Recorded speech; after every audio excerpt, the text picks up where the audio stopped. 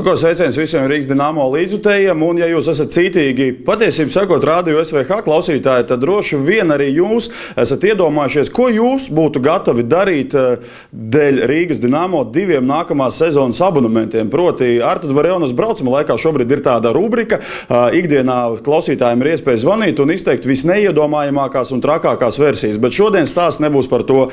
Mūsu hokejistiem un mūsu līdzjutējiem mēs esam sagatavojuši nelielu pārsteigumu, nelielu iepazīstināšanu ar Aleksandru Ļubovu, kurš ir alpīnists, kurš mīl kāpt kalnos un kurš pēdējā savu varoņdarbu ir paveicis ar Rīgas Dinamo krekliņu mugurā. Tiesa gan viņam nebija nekāda doma, ka viņš varētu piedalīties šajā te Artur Varjonas braucama laika izsludinātajā konkursā, bet mums ir izdevies gan viņu noķert, gan arī uzaicināt pie mums un piedāvājam jums nelielu интервью ar Александру. Саш, ну привет, рад тебя встретить и приветствовать здесь в офисе Динамо Рига. И я все правильно сказал, что последний твой подвиг, может, можешь конкретнее рассказать, что это за гора была, или по-вашему, как это называется, и ты преодолел ее, и в конце сфотографировался с маечкой Динамо Рига, un to, starp citu, šobrīd arī mūsu skatītāji var redzēt savos ekrānos.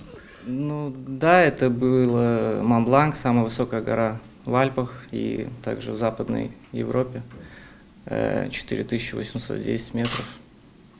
Я зашел на нее с майкой Динамо Рига, да. Почему? Почему не, например, не знаю, футбольный клуб, баскетбольный клуб, ты сам живешь в Дублине, может, Юту маечку мог бы одеть?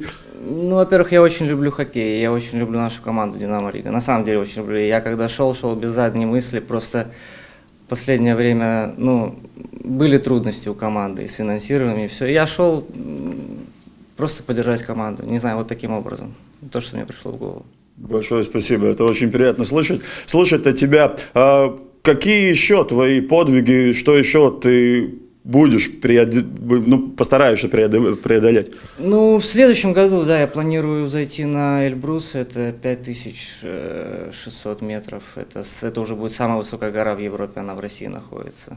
Только что мы были в гостях у нашего председателя совета, господина Савицкого. Он подарил тебе тоже маечку динамовскую с твоей фамилией, с номером 23. Тогда можем ожидать, что если удастся, мы, конечно, очень будем надеяться, что удастся, тогда увидим фотографию с этой майкой. Обязательно, именно с этой, 100%.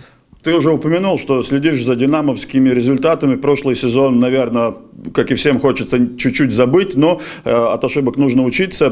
Следишь ли за ты комплектацией этого сезона? И что твой внутренний голос говорит про новый сезон?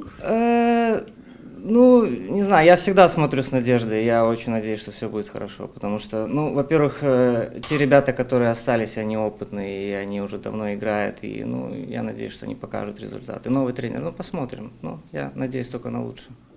Хоккей – физический вид спорта, там большую физику нужно. Для тебя что самое основное? Тоже это очень трудно преодолевать такие километры над уровнем моря. Ну, не знаю, просто если ты хорошо готов, а я был достаточно хорошо готов, я долго, полгода к этому готовился, и, как сказать, мне это довольно легко далось. С нашей группы я был первый, кто забрался, ну, то есть с 11 человек, и, ну, это говорит о том, что я достаточно хорошо себя подготовил. Будем друг друга поддерживать. Еще мы приготовили тебе некоторые сюрпризы. Про прошлый сезон можешь посмотреть нашу ежегодную книгу, где полностью все игры, все результаты, очень много фотографий. Очень надеемся, что уже в следующем году в нашей этой книге будет и твоя фотография с улыбкой на лице и опять каким-то новым достижением. Большое спасибо тебе. Спасибо.